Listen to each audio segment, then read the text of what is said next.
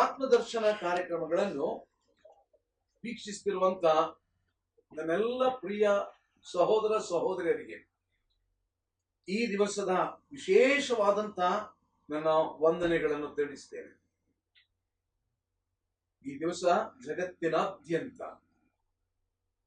ಕ್ರಿಸ್ತ ಯೇಸುವಿನ ಜನನದ ಕುರಿತಾಗಿ ಆಚರಿಸುವಂತಹದ್ದು, ಸಂಭ್ರಮಿಸುವಂತಹದ್ದು, ಮಾತನಾಡುವಂತಹದ್ದು ಮತ್ತು ಅದರಲ್ಲಿ ಸಂತೋಷ ಪಡುವಂತ ಒಂದು ದಿನ ಕ್ರಿಸ್ಮಸ್. ಆದ್ದರಿಂದ ಈ ಒಂದು ವಿಶೇಷವಾದಂತ ದಿನದಲ್ಲಿ ನನ್ನ ಪ್ರಿಯ ಸಹೋದರರೇ, ನಿಮ್ಮೆಲ್ಲರಿಗೂ ಈ ಕ್ರಿಸ್ಮಸ್ನ ಶುಭಾಶಯಗಳು. ಡಿಸೆಂಬರ್ ತಿಂಗಳಿನ ಈ ಕ್ರಿಸ್ಮಸ್ನ ಸಡಗರ ಮತ್ತು ಸಹಭಾಗಿತ್ವವನ್ನು ಹೊತ್ತು ತರುವಂತ ಒಂದು ತಿಂಗಳು ಅದು ಡಿಸೆಂಬರ್ ತಿಂಗಳು. ನಾವು ಚರಿತ್ರೆ ನೋಡುವಾಗ ಇದಕ್ಕೆ ಸಂಬಂಧಪಟ್ಟು ಯೇಸು ಕ್ರಿಸ್ತನು ಡಿಸೆಂಬರ್ನಲ್ಲಿ ಜನಿಸಿದನೋ ಇಲ್ಲವೋ ಎಂಬುದರ ಬಗ್ಗೆ ಅನೇಕ ರೀತಿಯಾದಂತ ವಿವರಣೆಗಳು ಅಥವಾ ನಂಬುವುದಕ್ಕೆ ಕಷ್ಟವಾದಂತಹ ಸತ್ಯಾಂಶಗಳು ಅದರ ಹಿನ್ನೆಲೆಯಲ್ಲಿ ಉಂಟು. ಇವಾಗ ನನ್ನ ಉದ್ದೇಶ ಯೇಸು ಕ್ರಿಸ್ತನು ಡಿಸೆಂಬರ್ನಲ್ಲಿ ಹುಟ್ಟಿದನೋ ಅಲ್ಲವೋ ಎಂಬುವಂತಹದ್ದಲ್ಲ. ಆದರೆ ಕರ್ತನಾದಂತ ಯೇಸು ಕ್ರಿಸ್ತನು ಜನಿಸಿದಂತಹದ್ದು ಅದು ವಾಸ್ತವಿಕವಾಗಿಯೂ ಚಾರಿತ್ರಿಕವಾಗಿಯೂ ಇರತಕ್ಕಂತ ಘನವಾದ ಒಂದು ಸತ್ಯ. ಲೋಕದಾದ್ಯಂತ ಇರತಕ್ಕಂತ ಕ್ರೈಸ್ತ ಸಮುದಾಯಕ್ಕೆಲ್ಲ ಹರ್ಷವನ್ನುಂಟು ಮಾಡುವಂತ ಸಮಯ ಇದಾಗಿದೆ. ನಾವು ಯಾರಾದ್ರೂ ಇದನ್ನು ಅಲ್ಲಗಳೆಯಲಿಕ್ಕೆ ಸಾಧ್ಯ ಉಂಟೋ? ಕ್ರೈಸ್ತ ಹಿನ್ನೆಲೆಯಿಂದ ಬಂದಂತವರು ಇದನ್ನು ಯಾರು ಕೂಡ ಇಲ್ಲ ಎಂಬುದಾಗಿ ಹೇಳಲಾರರು. ಅಷ್ಟು ಮಾತ್ರವೇ ಅಲ್ಲ, ಕೇವಲ ಕ್ರೈಸ್ತ ಜನಾಂಗದವರು ಮಾತ್ರವಲ್ಲ, ಕ್ರೈಸ್ತರಲ್ಲದಂತವರು ಕ್ರೈಸ್ತರನ್ನು ನೋಡಿ ನಿಮಗೆ ಕ್ರಿಸ್ಮಸ್ ಶುಭಾಶಯಗಳೆಂಬುದಾಗಿ ಹೇಳುವಂತಹ ಸಮಯ ಇದಾಗಿದೆ ಅಲ್ಲವೋ? ಖಂಡಿತವಾಗಿಯೂ ಆಗಿರುವಾಗ ಕ್ರೈಸ್ತರಲ್ಲದವರು ಕರ್ತನಾದ ಯೇಸು ಕ್ರಿಸ್ತನ ಜನನದ ಕುರಿತಾಗಿ ಮಾತನಾಡುವಂತ ಈ ದಿವಸಗಳಲ್ಲಿ ಯಾಕೆ ನಾವು ದೇವರ ವಾಕ್ಯದ ಸತ್ಯ ಅದನ್ನು ಕುರಿತು ವಿಶ್ಲೇಷಣೆ ಮಾಡಿ ಆಲೋಚನೆ ಮಾಡಬಾರದು? ನಾವು ಯೇಸು ಕ್ರಿಸ್ತನ ಜನನದ ಕುರಿತಾಗಿ ಮಾತನಾಡುವಾಗ ಕ್ರಿಸ್ಮಸ್ನ ಒಂದು ಪ್ರಾಮುಖ್ಯವಾದಂತ ಕಥೆಗಳಲ್ಲಿ ಅಥವಾ ಚರಿತ್ರೆಯಲ್ಲಿ ಮೂಡಣ ದೇಶದ ಜೋಯಿಸರ ಕತೆ ಅದೊಂದು ಬಹಳ ಪ್ರಾಮುಖ್ಯವಾದಂತ ಕಥೆಯಾಗಿದೆ. ಮತ್ತಾಯನ ಸುವಾರ್ತೆ 2ನೇ ಅಧ್ಯಾಯ ನಾವು ಮೊದಲಿನ 12 ವಚನಗಳಲ್ಲಿ ಈ ಕಥೆ ಅಥವಾ ಈ ಚರಿತ್ರೆ ಬರೆದದ್ದನ್ನು ನಾವಲ್ಲಿ ನೋಡ್ತೇವೆ. ನಾವು ಅದನ್ನು ನೋಡೋಣ. ಅದರ ತಲೆ ಬರಹ ಹೀಗೆ ಉಂಟು. ಜೋಯಿಸರು ಮೂಡಲಿಂದ ಬಂದು ಯೇಸುವಿಗೆ ನಮಸ್ಕರಿಸಿತು. ಅರಸನಾದ ಹೆರೋದನ ದಿನಗಳಲ್ಲಿ ಯೂದಾಯ ಸೀಮೆಯ ಬೆತ್ಲೆಹೇಮ್ ಎಂಬ ಊರಲ್ಲಿ ಯೇಸು ಹುಟ್ಟಿದಾಗ ಮೂಡಣ ದೇಶದ ಜೋಯಿಸರು ಯೆರೂಸಲೇಮಿಗೆ ಬಂದು, ಯಹೂದ್ಯರ ಅರಸನಾಗಿ ಹುಟ್ಟಿದವನು ಎಲ್ಲಿದ್ದಾನೆ? ಆತನನ್ನು ಸೂಚಿಸುವ ನಕ್ಷತ್ರವನ್ನು ನಾವು ಮೂಡಣ ದೇಶದಲ್ಲಿ ಕಂಡು ಆತನಿಗೆ ಅಡ್ಡ ಬೀಳುವುದಕ್ಕೆ ಬಂದೆವು ಅಂದರು. ಇದನ್ನು ಕೇಳಿ ಅರಸನಾದ ಹೆರೋದನು ಅವನ ಕೂಡ ಯೆರೂಸಲೇಮಿನಲ್ಲಿರುವವರೆಲ್ಲರೂ ಕಳವಳಪಟ್ಟರು. ಅವನು ಯಹೂದ್ಯರ ಎಲ್ಲಾ ಮಹಾಯಾಜಕರನ್ನು ಶಾಸ್ತ್ರಿಗಳನ್ನು ಕೂಡಿಸಿ ಕ್ರಿಸ್ತನು ಹುಟ್ಟಬೇಕಾದದ್ದು ಎಲ್ಲಿ ಎಂದು ಅವರನ್ನು ಕೇಳಿದನು. ಅವರು ಅವನಿಗೆ ಯೂದಾಯದ ಬೆತ್ಲೆಹೇಮಿನಲ್ಲಿಯೇ, ಯಾಕಂದ್ರೆ ಯಹೂದ ಸೀಮೆಯ ಬೆತ್ಲೆಹೇಮೆ ಯಹೂದದ ಮುಖ್ಯ ಪಟ್ಟಣಗಳಲ್ಲಿ ನೀನು ಎಷ್ಟು ಮಾತ್ರವೂ ಸಣ್ಣದಲ್ಲ. ಒಬ್ಬ ಅಧಿಪತಿ ನಿನ್ನೊಳಗಿಂದಲೇ ಹೊರಡುವನು, ಆತನು ನನ್ನ ಪ್ರಜೆಯಾದ ಇಸ್ರಾಯೇಲನ್ನು ಆಳತಕ್ಕವನು ಎಂಬುದಾಗಿ ಪ್ರವಾದಿಯ ಮುಖಾಂತರ ಬರೆದದೆ ಎಂದು ಹೇಳಿದರು. ಆಗ ಹೆರೋದನು ಯಾರಿಗೂ ತಿಳಿಯದಂತೆ ಆ ಜೋಯಿಸರನ್ನು ಕರೆಸಿ ಆ ನಕ್ಷತ್ರವು ಕಾಣಿಸಿದ ಕಾಲವನ್ನು ಅವರ ಕಡೆಯಿಂದ ಚೆನ್ನಾಗಿ ತಿಳ್ಕೊಂಡು, ನೀವು ಹೋಗಿ ಆ ಕೂಸಿನ ವಿಷಯದಲ್ಲಿ ಚೆನ್ನಾಗಿ ವಿಚಾರಣೆ ಮಾಡಿರಿ, ಅದು ಸಿಕ್ಕಿದ ಮೇಲೆ ನನಗೆ ತಿಳಿಸಿರಿ, ನಾನು ಬಂದು ಅದಕ್ಕೆ ಅಡ್ಡ ಬೀಳಬೇಕು ಎಂದು ಹೇಳಿ ಅವರನ್ನು ಬೆತ್ಲೆಹೇಮಿಗೆ ಕಳುಹಿಸಿದರು. ಅವರು ಅರಸನ ಮಾತನ್ನು ಕೇಳಿ ಹೊರಟಾಗ ಮೂಡಣ ದೇಶದಲ್ಲಿ ಕಂಡ ನಕ್ಷತ್ರವು ಅವರ ಮುಂದೆ ಮುಂದೆ ನಡೆದು ಕೂಸು ಇದ್ದ ಸ್ಥಳದ ಮೇಲೆ ಬಂದು ನಿಂತಿತು. ಅವರು ಆ ನಕ್ಷತ್ರವನ್ನು ಕಂಡು ಅತ್ಯಂತ ಸಂತೋಷ ಪಟ್ಟರು ಮತ್ತು ಆ ಮನೆಯೊಳಕ್ಕೆ ಹೋಗಿ ಆ ಕೂಸನ್ನು ಅದರ ತಾಯಿಯಾದ ಮರಿಯಳ ಬಳಿಯಲ್ಲಿ ಕಂಡು ಅದಕ್ಕೆ ಸಾಷ್ಟಾಂಗ ನಮಸ್ಕಾರ ಮಾಡಿ ತಮ್ಮ ಗಂಟುಗಳನ್ನು ಬಿಚ್ಚಿ ಅದಕ್ಕೆ ಚಿನ್ನ, ಧೂಪ, ರಕ್ತ ಬೋಳಗಳನ್ನು ಕಾಣಿಕೆಯಾಗಿ ಕೊಟ್ಟರು. ಆಮೇಲೆ ದೇವರು ಕನಸಿನಲ್ಲಿ ಅವರಿಗೆ, ನೀವು ಹೆರೋದನ ಬಳಿಗೆ ತಿರುಗಿ ಹೋಗಬಾರದೆಂದು ಅಪ್ಪಣೆ ಕೊಟ್ಟದ್ದರಿಂದ ಅವರು ಮತ್ತೊಂದು ದಾರಿಯಿಂದ ತಮ್ಮ ದೇಶಕ್ಕೆ ಹೊರಟು ಹೋದರು ಎಂಬುದಾಗಿ. ಬಹಳ ವಿಶೇಷವಾದಂತ ಒಂದು ಚರಿತ್ರೆ. ಜೋಯಿಸರು ಮೂಡಲಿಂದ ಬಂದು ಯೇಸುವಿಗೆ ನಮಸ್ಕರಿಸಿದ್ದು. ನಾನಾಗ್ಲೇ ಹೇಳಿದೆ, ಕ್ರಿಸ್ಮಸ್ನ ಪ್ರಾಮುಖ್ಯವಾದ ಕಥೆಗಳಲ್ಲಿ ಈ ಜೋಯಿಸರ ಕಥೆ ಇದೊಂದು ಬಹಳ ಪ್ರಾಮುಖ್ಯವಾದಂತ ಕಥೆಯಾಗಿದೆ. ನಾವು ಚರಿತ್ರೆಯನ್ನು ನಾವು ಸ್ವಲ್ಪ ಅಧ್ಯಯನ ಮಾಡುವಾಗ ಈ ಮೂವರು ಬಹುಶಃ ಇರಾಕ್ನಿಂದ, ಐಗುಪ್ತ ದೇಶದಿಂದ ಮತ್ತು ಇಥಿಯೋಪಿಯ ದೇಶದಿಂದ, ಈ ಮೂರು ದೇಶಗಳಿಂದ ಮೂವರು ಜೋಯಿಸರು ಅಂದರೆ ಬಹಳ ದೂರದಿಂದ ಈ ಮಗುವಾದ ಯೇಸುವನ್ನು ತಮ್ಮ ಶ್ರೇಷ್ಠ ಕಾಣಿಕೆಗಳೊಂದಿಗೆ ನೋಡುವುದಕ್ಕೋಸ್ಕರವಾಗಿ ಬಂದರು ಎಂಬಂತ ಈ ಭಾಗ ನಾವು ಈಗಲೇ ಓದಿದೆವು.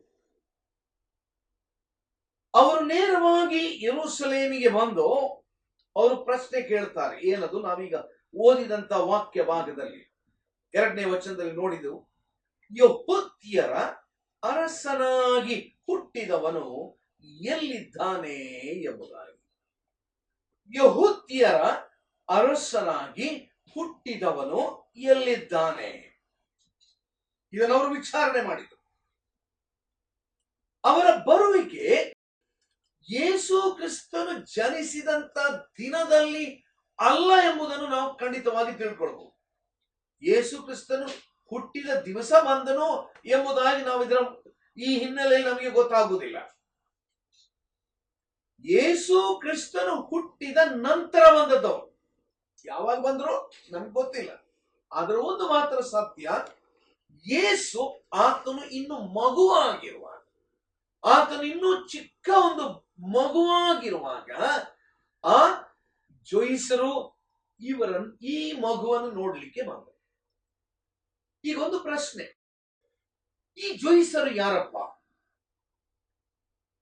ಈ ಜೋಯಿಸರು ಯಾರು ಎಂಬುದಾಗಿ ನಾವು ಸ್ವಲ್ಪ ಸತ್ಯವೇದ ಮಾತ್ರ ಅಲ್ಲ, ಅದಕ್ಕೆ ಸಂಬಂಧಪಟ್ಟ ಹಿನ್ನೆಲೆಯ ಗ್ರಂಥಗಳನ್ನು ನಾವು ತೆಗೆದು ಅಧ್ಯಯನ ಮಾಡುವಾಗ ನಾವು ಖಂಡಿತವಾಗಿಯೂ ಇವರು ಉಪನ್ಯಾಸಕರಾಗಿದ್ದರು ಅಥವಾ ತತ್ವಜ್ಞಾನಿಗಳಾಗಿದ್ದರು ಮತ್ತು ಜ್ಯೋತಿಷಿಗಳು ಆಗಿದ್ದರು ಎಂಬುದಾಗಿ ನಾವು ತಿಳ್ಕೊಳ್ತೇವೆ. ಜೋಯಿಸರು ಜೋಯಿಸರು ಅಂದರೆ ಅರ್ಥವೇನು? ಜೋಯಿಸರು ಅಂದರೆ ಅರ್ಥ ಏನು? ನಾವು ಇಂಗ್ಲಿಷ್ ಭಾಷೆಯ ಶಬ್ದವನ್ನು ತೆಗೆದು ನೋಡಿದರೆ ಅಲ್ಲಿ ಒಂದು ಪದ ಉಪಯೋಗಿಸಲ್ಪಟ್ಟದೆ. ಏನಂತ ಹೇಳಿದ್ರೆ ಮ್ಯಾಗಿ ಎಂಬುದಾಗಿ, MAGI. ಜೋಯಿಸರು ಅಂದರೆ ಮ್ಯಾಗಿ ಎಂಬುದಾಗಿ. ಈ ಮ್ಯಾಗಿ ಎಂಬುದಾಗಿ ಹೇಳುವಾಗ ಇದರ ಮೂಲ ಶಬ್ದ ಇದು ಎಲ್ಲಿಂದ ಬಂತು ಎಂಬುದಾಗಿ ಹೇಳಿದರೆ, ಮ್ಯಾಗಿ ಎಂಬುದಾಗಿ ಹೇಳಿದರೆ ಇದರ ಶಬ್ದದ ಅರ್ಥ ನ್ಯಾಯಾಧೀಶರು ಎಂಬುದಾಗಿ. ಈ ಮ್ಯಾಗಿ ಎಂಬಂತ ಶಬ್ದದಿಂದಲೇ ಮ್ಯಾಜಿಸ್ಟ್ರೇಟ್, MAGISTRATE ಎಂಬಂತ ಶಬ್ದ ಬಂದಿದೆ. ಹಾಗಾದ್ರೆ ಈ ಜೋಯಿಸರು ಅಥವಾ ಮ್ಯಾಗಿ ಅಥವಾ ಮ್ಯಾಜಿ ಎಂಬುದಾಗಿ ಹೇಳಿದರೆ ಮ್ಯಾಜಿಸ್ಟ್ರೇಟ್ ಎಂಬಂತ ಶಬ್ದ ಈ ಒಂದು ಮೂಲದಿಂದ ಬಂದದ್ದು ಎಂಬುದಾಗಿ ನಾವು ತಿಳ್ಕೊಳ್ತೇವೆ. ಇವರು ವೃತ್ತಿಪರರಾಗಿದ್ದು ಬಹಳ ವಿಚಾರಗಳಲ್ಲಿ ಜ್ಞಾನಿಗಳಾಗಿದ್ದರು ಮತ್ತು ಆ ದಿನದಲ್ಲಿ ಜೋಯಿಸರಾಗಿದ್ದವರು ಎಂಬುದಾಗಿ ಹೇಳಿದರೆ ಅವರು ಕೇವಲ ಗ್ರಹಗಳನ್ನು, ನಕ್ಷತ್ರಗಳನ್ನು ಅಭ್ಯಾಸ ಮಾಡುವುದು ಮಾತ್ರವೇ ಅಲ್ಲ, ಅವರು ಹುಡುಕುವಂತ ದಾರಿಯನ್ನು ಕಾಣಲು ಅವರು ಉಪಯೋಗಿಸುತ್ತಿದ್ದರು. ನಾನು ಯಾರಾಗಿದ್ದೇನೆ? ನಾನು ಯಾಕೆ ಇಲ್ಲಿದ್ದೇನೆ? ನಾನು ಎಲ್ಲಿಗೆ ಹೋಗುತ್ತಿದ್ದೇನೆ ಎಂಬಂತ ವಿಚಾರಗಳನ್ನು ಹುಡುಕುವವರಾಗಿದ್ದರು. They were the people who are searching.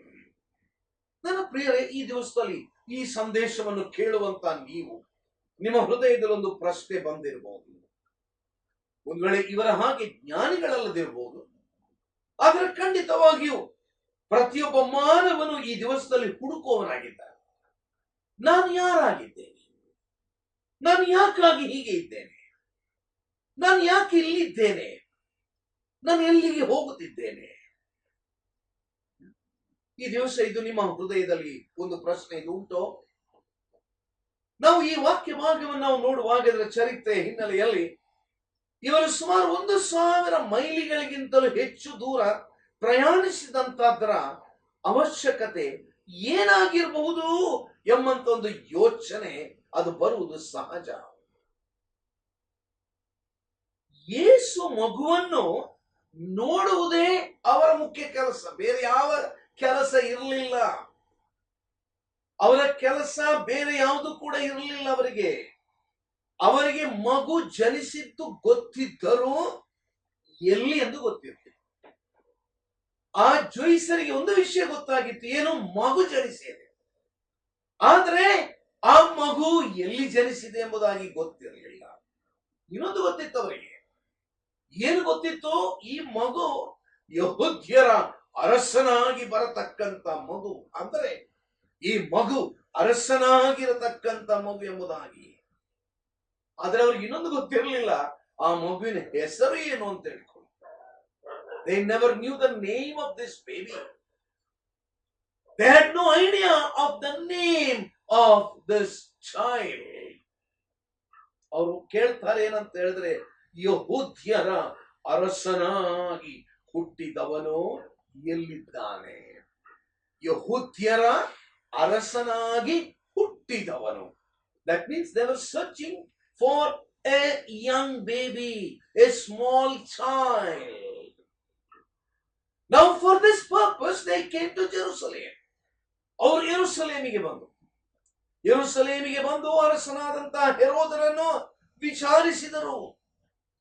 ವಿಚಾರಿಸಿ ಅವರು ಇನ್ನು ಏನು ಹೇಳ್ತಾರಂತ ಹೇಳಿದ್ರೆ, ನೋಡಿ, ವಿ ಆರ್ ದ ಮ್ಯಾಗೀಸ್. ನಾವು ಮ್ಯಾಗಿಗಳು, ಅಂದರೆ ಜೋಯಿಸರು. ಆತನನ್ನು ಸೂಚಿಸುವಂತ ನಕ್ಷತ್ರವನ್ನು ನಾವು ಮೂಡಣ ದೇಶದಲ್ಲಿ ನಾವು ಕಂಡೆವು. ನಮಗೆ ಚೆನ್ನಾಗಿ ಗೊತ್ತಿತ್ತು. ನಾವು ಇದರ ಅಧ್ಯಯನವನ್ನು ಮಾಡಿದಂತವರು. ನಾವು ಇದರ ಖಂಡಿತವಾದ ಪರಿಚಯ ನಮಗೆ ಉಂಟು. 100ಕ್ಕೆ 100 ಸತ್ಯ. ಇದನ್ನು ನಮಗೆ ಗೊತ್ತುಂಟು. ಈ ಒಂದು ನಕ್ಷತ್ರ ಆತನನ್ನು ಸೂಚಿಸುವಂತ ನಕ್ಷತ್ರವಾಗಿದೆ ಎಂಬುದನ್ನು ನಾವು ತಿಳ್ಕೊಂಡೆವು. What a great wisdom, what a great knowledge. ಈ ಜೋಯಿಸರು ಏನ್ ಹೇಳ್ತಾರೆ? ಈ ಒಂದು ವಿಷಯ ನಮಗೆ ಗೊತ್ತುಂಟು. ಏನದು ಗೊತ್ತುಂಟು ನಿಮಗೆ? ಜೋಯಿಸರೇ, ಏನ್ ಗೊತ್ತುಂಟು ನಿಮಗೆ? ಏನ್ ಗೊತ್ತುಂಟು? ನಮಗೆ ಗೊತ್ತಿರುವುದು, ನೋಡ್ರಿ, ಯೆಹೂದ್ಯರ ಅರಸನಾಗಿ ಇರತಕ್ಕಂಥವನು ಅವನು ಹುಟ್ಟಿದ್ದಾನೆ. ಒಂದು. ನಂಬರ್ 2, ಈ ಯೆಹೂದ್ಯರ ಅರಸನಾಗಿ ಹುಟ್ಟಿರುವಂತವನನ್ನು ಸೂಚಿಸುವಂತ ನಕ್ಷತ್ರ ಇದುವೇ. This is the star. This is the star. This is the star. Christmas ಸಮಯಗಳಲ್ಲಿ ನಕ್ಷತ್ರಗಳನ್ನು ತೂಗು ಹಾಕುವುದು ನಮಗೆ ಬಹಳ ಉತ್ಸುಕತೆ. ಅನೇಕರಿಗೆ ಅದರ ಅರ್ಥ ಗೊತ್ತಿಲ್ಲ, ಯಾಕೆ ಮಾಡ್ತಾರಂತ ಹೇಳ್ತಾರೆ. ಇದೆಲ್ಲ ಮನುಷ್ಯರು ಅದನ್ನು ಮಾಡಿದಂತ ಒಂದು ಆಚರಣೆಗಳು. ಈಗ ನಾನು ನಕ್ಷತ್ರದ ಕುರಿತು ಹೇಳುವುದಿಲ್ಲ. ಈ ಜೋಯಿಸರು ಆ ನಕ್ಷತ್ರವು ಅದು ಆತನನ್ನು ಸೂಚಿಸುವ ನಕ್ಷತ್ರ ಎಂಬ ತಿಳುವಳಿಕೆ ಅವರಿಗಿತ್ತು. ಆ ನಕ್ಷತ್ರವನ್ನು ಸೂಚಿಸುವಂತ ಆ ಮಗುವನ್ನು ನಾವೀಗ ನೋಡಬೇಕು. ನಕ್ಷತ್ರ ನೋಡ್ಲಿಕ್ಕೆ ಬಂದದಲ್ಲ. Their importance was not the star. The sad thing of Christmas today, we have made star as important, not Jesus. ಯೇಸು ಪ್ರಾಮುಖ್ಯ ಅಲ್ಲ, ಸ್ಟಾರ್ ಇಂಪಾರ್ಟೆಂಟ್ ಆಗಿ ಹೋಯ್ತು. ಬಹಳ ದುಃಖ ಇದು. ಗೋದಲು ಇಂಪಾರ್ಟೆಂಟ್ ಆಗಿ ಹೋಯ್ತು. ಗೋದಲಲ್ಲಿರುವಂತ ಮಗು ನಮಗೆ ಬೇಕಾಗಿಲ್ಲ. ನಾವು ಈ ದಿವಸದಲ್ಲಿ ಮಾಡುವಂತ ತಪ್ಪುಗಳನ್ನು ನಾವು ಸ್ವಲ್ಪ ಆಲೋಚನೆ ಮಾಡೋಣ. ಯೇಸು ಕ್ರಿಸ್ತನು ಗೋದಲಲ್ಲಿ ಹುಟ್ಟಿದ್ದು ಸರಿ, ಆದ್ರೆ ಆ ಮಗು ಆತನು ಅರಸನಾಗಿದ್ದಾನೆ ಎಂಬಂತ ತಿಳುವಳಿಕೆ ನಮಗಿಲ್ಲ. ನಾವು ಇನ್ನೂ ಆತನನ್ನು ಪಾಪ ಬಾಲ ಯೇಸು ಅಂತಲೇ ಹೇಳಿಬಿಡ್ತೇವೆ. ನಾವು ಇನ್ನು ಕೂಸು ಮಗು, ಆ ಯೇಸು ಇನ್ನು ಕೂಸಪ್ಪ, ಅದು ಚಿಕ್ಕ ಮಗು, ಅಷ್ಟೇ ನಮ್ಮ ತಿಳುವಳಿಕೆ. Yes, it was true that Jesus was born as a baby, but he no more continues to be a baby. ಒಂದು ಮಗು ಹುಟ್ಟಿದ ನಂತರ ಅದು ಮಗು ಆಗಿ ಇರುವುದಿಲ್ಲ ಅಲ್ಲ. ಇವಾಗ ಆ ದಿವಸದಲ್ಲಿ ಹುಟ್ಟಿದಂತ ಮಗು ಅದು ಯಾರು ಎಂಬ ತಿಳುವಳಿಕೆ ಅವರಿಗಿತ್ತು. ಆಮೇಲೆ ಅವ್ರು ಏನ್ ಹೇಳ್ತಾರೆ ಅಂತ ಹೇಳಿದ್ರೆ, ಅದಕ್ಕೋಸ್ಕರವಾಗಿ ಅಷ್ಟು ದೂರ ಪ್ರಯಾಣ ಮಾಡಿಕೊಂಡು ಬಂದರು. ಯಾಕೆ ಅವರು ಪ್ರಯಾಣ ಮಾಡಿದ್ರು? ಮೂರ್ಖರಾಗಿಯ? ಅವರು ಹುಡುಕಿಕೊಂಡು ಬಂದದ್ದು ತಿಳುವಳಿಕೆ ಇಲ್ಲದೆ ಬರಲಿಲ್ಲ, ಭ್ರಾಂತಿಯಿಂದ ಬರಲಿಲ್ಲ, ಅಥವಾ ಕೇವಲ ಏನೋ ಒಂದು ಯಾರೋ ಏನೋ ಹೇಳಿದ್ರು ಎಂಬುದಕ್ಕಾಗಿ ಬಂದದ್ದಲ್ಲ. They are the people who studied about it. They are the people who had the knowledge about it. They are the people who are understanding the truth about it. ಇವಾಗ ಆ ಮಗು ಯೇಸುವನ್ನು ನೋಡುವಂತದ್ದು ಅವರಿಗೆ ಬಹಳ ಪ್ರಾಮುಖ್ಯ. ಅವರಿಗೆ ಮಗು ಜನಿಸಿದ್ದು ಗೊತ್ತಿತ್ತು, ಆದ್ರೆ ನಾನು ಆಗ್ಲೇ ಹೇಳಿದ ಎಲ್ಲಿ ಅಂತ ಗೊತ್ತಿಲ್ಲ. ಅರಸನೆಂಬುದಾಗಿ ಗೊತ್ತಿತ್ತು, ಆದ್ರೆ ಆತನ ಹೆಸರು ಗೊತ್ತಿಲ್ಲ. ಈಗ ಅವ್ರೇನ್ ಮಾಡ್ತಾರೆ? ಅವರು ಯೆರೂಸಲೇಮಿಗೆ ಬಂದು ಅರಸನಾದ ಹೆರೋದನನ್ನು ವಿಚಾರಿಸ್ತಾರೆ. ಏನ್ ವಿಚಾರಿಸ್ತಾರೆ? ಆತನನ್ನು ಸೂಚಿಸುವ ನಕ್ಷತ್ರವನ್ನು ನಾವು ಮೂಡಣ ದೇಶದಲ್ಲಿ ಕಂಡೆವು. ಈ ನಕ್ಷತ್ರವನ್ನು ಸೂಚಿಸುವಂತ ಈ ಅರಸನು ಹುಟ್ಟಿದ್ದಾನೆ. ಎಲ್ಲಿದ್ದಾನೆ? ಆತನನ್ನು ಸೂಚಿಸುವ ನಕ್ಷತ್ರವನ್ನು ನಾವು ಮೂಡಣ ದೇಶದಲ್ಲಿ ನಾವು ಕಂಡು ಆತನಿಗೆ ಅಡ್ಡ ಬೀಳ್ಲಿಕ್ಕಾಗಿ ಬಂದೆವು. ನಾವು ಆತನಿಗೆ ನಮಸ್ಕಾರ ಮಾಡಲಿಕ್ಕೆ, ಆತನಿಗೆ ಆರಾಧನೆ ಸಲ್ಲಿಸಲಿಕ್ಕೆ ನಾವು ಬಂದೆವು ಎಂಬಂತ ಅವರ ಮಾತುಂಟಲ್ಲ. ಹೆರೋದನನು ಮತ್ತು ಆತನ ಜನರನ್ನು ಬಹಳ ಕಳವಳಕ್ಕೆ ಒಳಪಡಿಸಿತು. ಏನಪ್ಪ ಇದು? ಇನ್ನೊಬ್ಬ ಅರಸ ಹುಟ್ಟಿದಾನಂತೆ. ಹೆರೋದನಿಗೆ ಬಹಳ ಕಳವಳ. ಅಯ್ಯೋ, ನಾನು ಅರಸ, ಇನ್ನೊಂದು ನನ್ನ ಹಿಂದೆ ಯಾರಪ್ಪ ಇದು ಅರಸ ಹುಟ್ಟಿದ್ದು? ಅವರ ಮಾತನ್ನು ಖಚಿತಪಡಿಸಿಕೊಳ್ಳುವುದಕ್ಕಾಗಿ ಹೆರೋದನು ಶಾಸ್ತ್ರಿಗಳನ್ನು, ಮಹಾಯಾಜಕರನ್ನು ವಿಚಾರಿಸಿದರು. ಅವರೇನ್ ಮಾಡಿದ್ರು? ಇವಾಗ ಶಾಸ್ತ್ರಿಗಳನ್ನೆಲ್ಲ ಅವರನ್ನೆಲ್ಲ ಒಟ್ಟು ಸೇರಿಸಿದ ಕೂಡಲೇ ಅವನು ಯಹೂದ್ಯರ ಮಹಾಯಾಜಕರನ್ನು, ಶಾಸ್ತ್ರಿಗಳನ್ನು ಕೂಡಿಸಿ ಕ್ರಿಸ್ತನು ಹುಟ್ಟಬೇಕಾದದ್ದು ಎಲ್ಲಿ ಎಂದು ಅವರನ್ನು ಕೇಳಿದನು. ಅವರು ಅವನಿಗೆ, ಈಗ ಅವರು ಏನ್ ಮಾಡ್ತಾರೆ? ಮೀಕನ ಪ್ರವಾದನೆ ಗ್ರಂಥವನ್ನು ತೆಗೆದು 5ನೇ ಅಧ್ಯಾಯ 2ನೇ ವಚನದಲ್ಲಿರುವಂತ ಯಹೂದ ಸೀಮೆಯಾದ ಬೆತ್ಲೆಹೇಮಿನಲ್ಲಿ ಹೌದು ಯೇಸು ಮಗು ಹುಟ್ಟಿ ಬರುತ್ತಾನೆ ಎಂಬಂತ ಸತ್ಯವನ್ನು ಇವಾಗ ಅವರಿಗೆ ತಿಳಿಯಪಡಿಸಿದರು. ಇವಾಗ ಆ ಮಗು ಯೇಸುವನ್ನು ಹುಡುಕಿಕೊಂಡು ಅವರು ಬರ್ತಾರೆ ಎಂಬಂತ ಸತ್ಯ ಅದನ್ನು ಅವರು ತಿಳಿಸಿದರು. ನನ್ನ ಪ್ರಿಯರೇ, ನಾನೊಂದು ಮಾತು ನಿಮ್ಗೆ ಹೇಳಲಿಕ್ಕೆ ನಾನು ಬಯಸ್ತೇನೆ. ದೇವರು ನಿಮಗೆ ಕೊಟ್ಟಂತ ಅವಕಾಶವನ್ನು ಉಪಯೋಗಿಸಿದ್ದೀರೋ? ಈ ಕ್ರಿಸ್ಮಸ್ನ ಆಚರಣೆಯಲ್ಲಿ ಮಗು ಯೇಸುವಿನ ಕುರಿತಾದ ಸತ್ಯವನ್ನು ತಿಳ್ಕೊಳ್ಳಿಕ್ಕೆ ಬಯಸಿದ್ದೀರೋ? ಇಲ್ಲವೇ ವರ್ಷವನ್ನು ಸತ್ಯ ತಿಳಿಯದೆ ಅದನ್ನು ವ್ಯರ್ಥಪಡಿಸ್ತಾ ಇದ್ದೀರೋ? ನೋಡ್ರಿ, ಜೋಯಿಸರು ದಾರಿ ತಿಳಿದು ತಮ್ಮ ಮುಂದಿನ ಪ್ರಯಾಣಕ್ಕೆ ಸಿದ್ಧರಾಗ್ತಾರೆ. ಬೆತ್ಲೆಹೇಮ್ ಯೆರೂಸಲೇಮಿನಿಂದ ಕೇವಲ 5 ಮೈಲಿ ದೂರ. ನಾವೀಗ ಮುಂದಕ್ಕೆ 9ರಿಂದ 11ನೇ ವಚನಗಳನ್ನು ನಾವು ನೋಡುವಾಗ ಅವರು ಏನು ಮಾಡಿದ್ರಂತೆ? ಅವರು ನಾವು ಅರಸನಿಗೆ ಅಡ್ಡ ಬೀಳಬೇಕು ಎಂದು ಹೇಳಿ ಆತನ ಮಾತನ್ನು ಕೇಳಿ ಅವರು ಮುಂದಕ್ಕೆ ನಡೆದು ಇವಾಗ ನಕ್ಷತ್ರ ಸೂಚನೆ ಮಾಡಿದ ಹಾಗೆ ಅವರು ಬಂದು ಆರಾಧನೆಯನ್ನು ಸಲ್ಲಿಸಿದರು. ನನ್ನ ಮಾತು ನಿಲ್ಲಿಸುವ ಮೊದಲು ಒಂದು ಮಾತು ಹೇಳಲಿಕ್ಕೆ ಇಷ್ಟಪಡ್ತೇನೆ ಪ್ರಿಯರೇ. ನೋಡ್ರಿ, ಅರಮನೆಯಲ್ಲಿ ಹುಡುಕ ಹೊರಟಂತ ಜೋಯಿಸರು ಮಗು ಯೇಸುವನ್ನು ಗೋದಲಿಯಲ್ಲಿ ಕಂಡು ಅವರು ನಿರಾಶರಾಗಲಿಲ್ಲ. ಅರಸನ ಹಾಗೆ ಮಗು ಕಾಣಲಿಲ್ಲ. ಆತನ ಮನೆ ಕೋಟೆ ಕೊತ್ತಲದಲ್ಲಿ ಇದ್ದಂತೆ ಇರಲಿಲ್ಲ. ಆತನ ಕೈಯಲ್ಲಿ ರಾಜದಂಡ ಇರಲಿಲ್ಲ, ಸೈನಿಕರ ದಂಡು ಕೂಡ ಇರಲಿಲ್ಲ. ಅಂತೂ ಆತನು ಅರಸನ ರೀತಿಯಲ್ಲಿ ಹೊರ ದೃಷ್ಟಿಯಲ್ಲಿ ಕಾಣಲಿಲ್ಲ. ಅವನು ಸಾಧಾರಣ ಮಗುವಿನಂತೆ ಕಂಡ, ಕಡು ಬಡತನದಲ್ಲಿ ಕಂಡ. ಜೋಯಿಸರಿಗಂತೂ ಆತನು ಅರಸನೇ ಆಗಿದ್ದನು. ಹೆರೋದನ ಅರಮನೆಗಿಂತಲೂ ಗೋದಲಿ ಘನವುಳ್ಳದ್ದಾಗಿತ್ತು. ಮಗುವಿನ ಪ್ರಸ್ತುತ ಸ್ಥಿತಿಗಿಂತಲೂ ಆತನ ಭವಿಷ್ಯತ್ತಿನ ದಿವ್ಯವಾದಂತ ಯೋಚನೆ ಆತನಿಗೆ ಅಡ್ಡ ಬೀಳುವಂತೆ ಮಾಡಿತು. ಅದಕ್ಕೆ ಅವರು ಸಾಷ್ಟಾಂಗ ನಮಸ್ಕಾರ ಮಾಡಿದರು. ಮಗುವಿನ ಪಾದಗಳಿಗೆ ಮುತ್ತಿಟ್ಟು ತನ್ಮಯತೆಯಿಂದ ಆರಾಧನೆಯನ್ನು ಅವರು ಮಾಡಿದರು. ಒಂದು ದಿನ ಆ ಮಗು ಸರ್ವಲೋಕದ ರಾಜನಾಗುವನು ಎಂಬಂತ ಚಿತ್ರವನ್ನು ಅವರು ಕಂಡರು. ಈ ಚಿತ್ರ ಪಾಪ ಹೆರೋದನಿಗೆ ಅರ್ಥ ಆಗಲಿಲ್ಲ. ಅದರ ಬದಲು ಅವನು ಮಗುವನ್ನು ದ್ವೇಷಿಸಿ ನಾಶಗೊಳಿಸಲು ಮುಂದಾದನು. ನನ್ನ ಪ್ರಿಯರೇ, ಇಂದು ಈ ಮಗು ಯೇಸುವಿನ ಜನನದ ಕುರಿತು ನೀವೇನು ಯೋಚಿಸ್ತಾ ಇದ್ದೀರಿ? ಮುಂದಿನ ವರ್ಷ ಆಲೋಚನೆ ಮಾಡ್ತೇನಂತ ಹೇಳ್ಬೇಡ್ರಿ. ಬುದ್ಧಿವಂತರಾದಂತ ಜೋಯಿಸರು ಆಗಲೇ ಆತನ ಪಾದಕ್ಕೆ ಮುದ್ದಿಟ್ಟು ಆರಾಧಿಸಿ ಆತನಿಗೆ ಅಡ್ಡ ಬಿದ್ದದ್ದು ಮಾತ್ರ ಅಲ್ಲ, ಚಿನ್ನ, ಧೂಪ, ರಕ್ತ ಬೋಳಗಳ ಕಾಣಿಕೆಯನ್ನು ಅರ್ಪಿಸಿದರು. ಚಿನ್ನ ಅಮೂಲ್ಯವಾದಂತ ಲೋಹ, ಅರಸನ ಐಶ್ವರ್ಯ ಮತ್ತು ಶಕ್ತಿಯನ್ನು ತೋರಿಸ್ತದೆ. ಧೂಪ ಅದು ಮಗು ಯೇಸುವಿನ ದೈವತ್ವವನ್ನು ತೋರಿಸ್ತದೆ. ರಕ್ತ ಬೋಳ ಯೇಸುವಿನ ಶ್ರಮೆ ಮತ್ತು ಮರಣವನ್ನು ತೋರಿಸ್ತದೆ. ಹೀಗೆ ಈ ಮೂರು ಕಾಣಿಕೆಗಳು ಆತನು ಅರಸನು, ದೇವರು ಮತ್ತು ಮರಣ ಅನುಭವಿಸಿದ ಲೋಕರಕ್ಷಕನೆಂದು ಚಿತ್ರಿಸುತ್ತದೆ.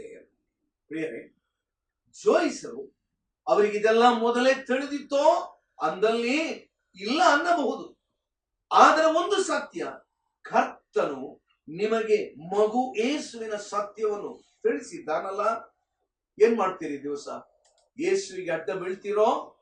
ಆತನನ್ನು ಆರಾಧಿಸ್ತೀರೋ?